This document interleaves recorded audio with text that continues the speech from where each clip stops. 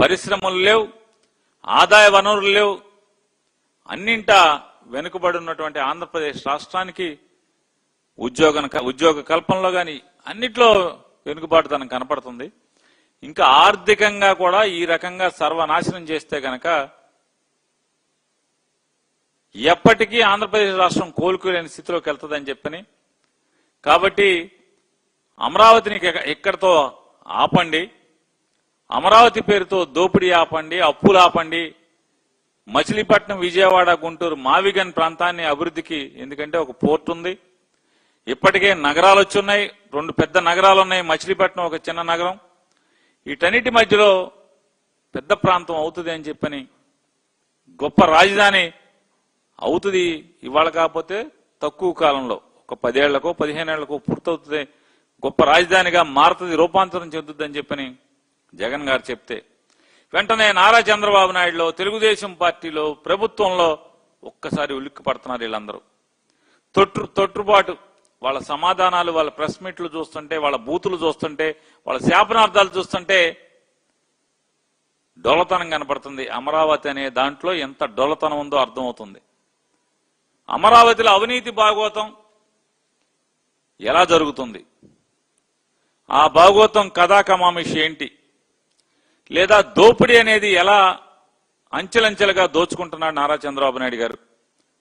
అలాగే రాజధాని పేరుతో ఎమోషనల్ బ్లాక్మెయిలింగ్ చేసి రైతుల యొక్క పొలాల్ని మాయమాటలు చెప్పి మోసాలు చేసి పొలాలు ఇచ్చినటువంటి రైతులకి ఎన్ని కష్టాలు కల్పిస్తున్నారు, లేదా వాళ్ళ కంట్లోంచి కారుతున్నటువంటి కన్నీళ్లు. అమరావతి 29 గ్రామాలు దాటి బయటికి రాకూడదు, ప్రజలకు తెలియకూడదు అనేటువంటి కుట్ర తప్పితే మరొకటి లేదు. అమరావతిలో ఏ తప్పు గురించి చెప్పినా, ఏ అవినీతి కథ బయటికి తీసుకొచ్చినా, ఏ దోపిడీని తీసుకొచ్చినా, అమరావతిలో ఉన్నటువంటి భూములు ఇచ్చిన రైతుల కష్టాల్ని బయటికి మాట్లాడితే నారా చంద్రబాబు నాయుడు గారి దుర్మార్గమైనటువంటి ప్రభుత్వం వెంటనే ఏదో ఒక పోలీస్ స్టేషన్ నుంచి, మాకైతే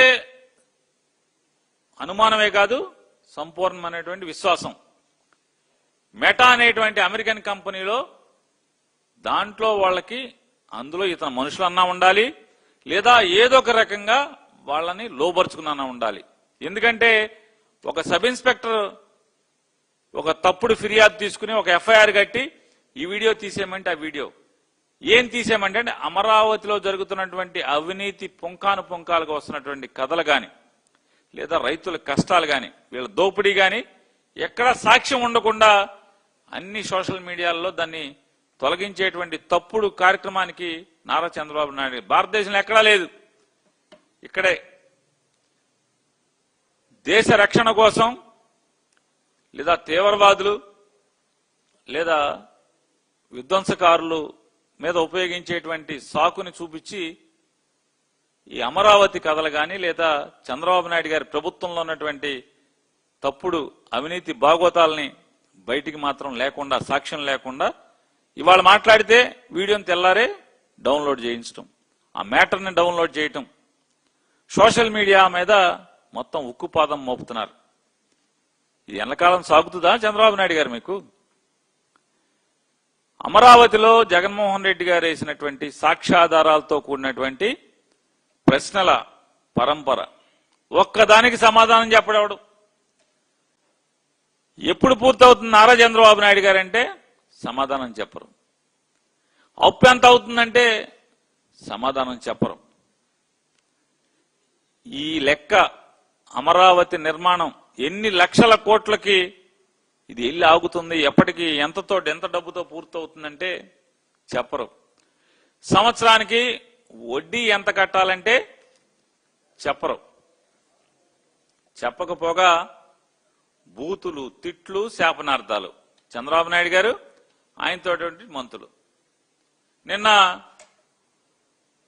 మన జగన్ గారు చెప్పారు, ఒక ఇంగ్లీష్ విలేకరు గారు అడిగింది, మరి మీరేమో మావిగాని అంటున్నారు కదా, మరి నారా చంద్రబాబు నాయుడు గారేమో అమరావతి ఇక దిక్కు రాష్ట్రానికి అంటున్నారు కదా, మీ స్టాండ్ అదే కంటిన్యూ చేస్తున్నారా అంటే ఖచ్చితంగా దాన్నే మేము ఎన్నికల మేనిఫెస్టోలో తీసుకుంటాం. మావిగన్ అనేది మేము అభివృద్ధి చేయకపోయేది అంటే ఇక నుంచి జగన్మోహన్ రెడ్డి గారి ప్రభుత్వంలో ఆంధ్ర రాష్ట్ర ప్రభుత్వం చేత పెట్టేటువంటి ఖర్చులు గాని పెట్టుబడులు గాని ఈ మావిగన్ ప్రాంతంలోనే జరుగుతాయి. అభివృద్ధి కూడా మావిగన్ ప్రాంతంలో చేయాలనేటువంటి మా లక్ష్యం. తద్వారా ఈ రాష్ట్రానికి నిజమైన సంపద ఎక్కడొస్తుందంటే ఈ మావిగన్ ప్రాంతంలోనే, మచిలీపట్నం, విజయవాడ, గుంటూరు ప్రాంతంలో మాత్రమే సాక్షాత్కరిస్తుందని చెప్పని గట్టిగా చెప్పి డొల్లతనం లేకుండా, మసిపూసి మారేడికాయ చేయకుండా, చంద్రబాబు లాగా, పవన్ కళ్యాణ్ గారి లాగా సొల్లు మాటలు చెప్పకుండా మాది ఇది, మా ఎజెండా ఇది అని చెప్పి ఆయన చెప్తే వెంటనే ఏంటయ్యా సమాధానం ఏం చెప్పిందంటే ఈ ప్రభుత్వం కంగారుగా వెంటనే చంద్రబాబు నాయుడు గారు మాట్లాడతాడు. 9 మంది మంత్రులు మాట్లాడతారు. యనమల రామకృష్ణ గారు, ఊడిపోయిన మంత్రులు కూడా మాట్లాడతారు. నాలంటోళ్ళు యనమల రామకృష్ణుడు గారు, సోమిరెడ్డి చంద్రమోహన్ గారు, ధూళిపాల నరేంద్ర గారు, కన్నా లక్ష్మీనారాయణ గారు, మంత్రులు కాకుండా నేను చెప్పేది బాలశౌరి, అలాగే ఆదినారాయణ రెడ్డి,